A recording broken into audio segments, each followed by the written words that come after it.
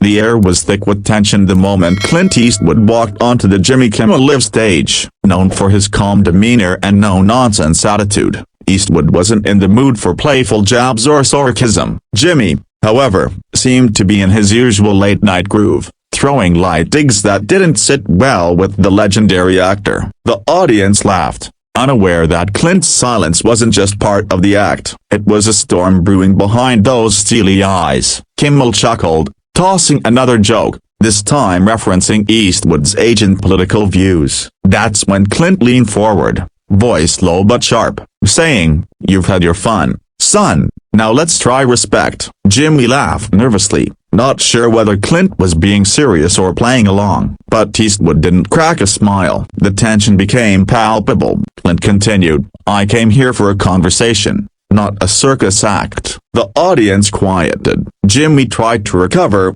shifting to a question about Clint's latest project, but the tone had already shifted. Eastwood didn't appreciate being treated like a relic, and it was clear he wasn't going to play by Kimmel's script. Producers backstage started whispering frantically, unsure whether to cut to commercial. But Jimmy, in true late-night fashion, tried to double down with humor, saying, "Come on Clint, we know you're tougher than Twitter." That was the tipping point. Eastwood removed his mic calmly, leaned back, and with the glare that could freeze time, said, "This isn't worth my time." The room gasped. Kimmel reached out, trying to ease the situation, saying, "Hey Clint, don't take it that way." But the damage was done. Eastwood stood, straightened his jacket, and looked Jimmy squarely in the eye. "When you grow up, give me a call." With that, he turned and walked off the set, leaving a stunned audience and a visibly shaken Kimmel behind. The studio fell into an uneasy silence before cutting to an emergency commercial. Backstage,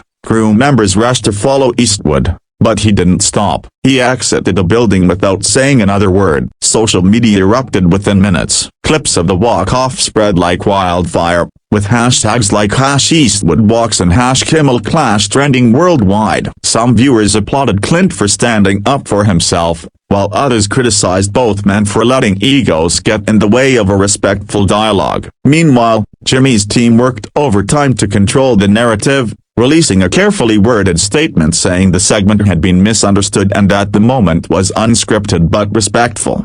But Clint Eastwood wasn't done. The next day, he released a short video on his personal platform, stating, "I've always believed in honest conversations. What I experienced last night wasn't that." The message was short but powerful, and it only fueled more debate. Late-night shows and daytime panels picked it up, dissecting every moment of the interaction. Some commentators blamed Jimmy for crossing a line, while others felt Clint overreacted. But one thing was certain: people were talking, and the clash had quickly become one of the most viral moments in talk show history. Jimmy Kimmel, for his part, remained quiet for 2 full days before addressing the event in his monologue. "Sometimes," he said, "you push too far, and sometimes, Clint Eastwood reminds you exactly why you shouldn't." The audience chuckled, but it was clear Jimmy had learned something. He admitted that his jokes might have come off as disrespectful and expressed admiration for Eastwood's legacy. But whether the apology was genuine or damage control, fans remained divided. Many respected Jimmy for addressing it head-on,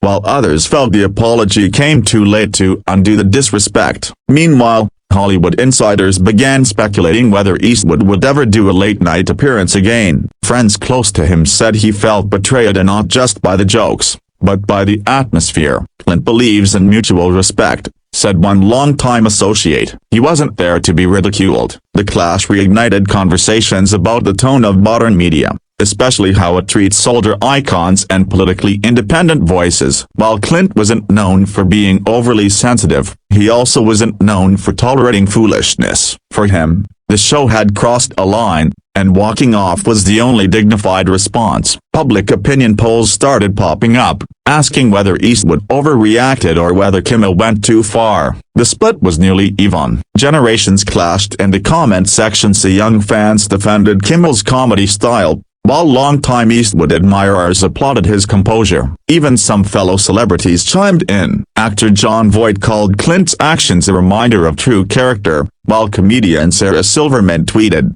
"Late night is meant to be edgy. If you can't take a joke, Don't come on. The debate wasn't just about the momentum, it was about how culture itself treats legends. Ironically, the incident sparked a spike in Clint Eastwood's movie sales and streaming numbers. People revisited his classics, quoting iconic lines and celebrating his unapologetic persona. He hadn't intended to go viral, but his silent protest spoke louder than any argument. For a man who spent decades portraying gritty heroes who stood up for what's right, this real-life moment felt like art imitating life. Eastwood didn't yell, he didn't rant, he simply walked away, and in doing so, he delivered a message louder than any monologue. As the dust settled, one question remained: would they ever reconcile? Insiders suggest Eastwood has no intention of returning to Jimmy's show, and maybe that's for the best. The clash revealed deep divides not just between two men, but between generations, values,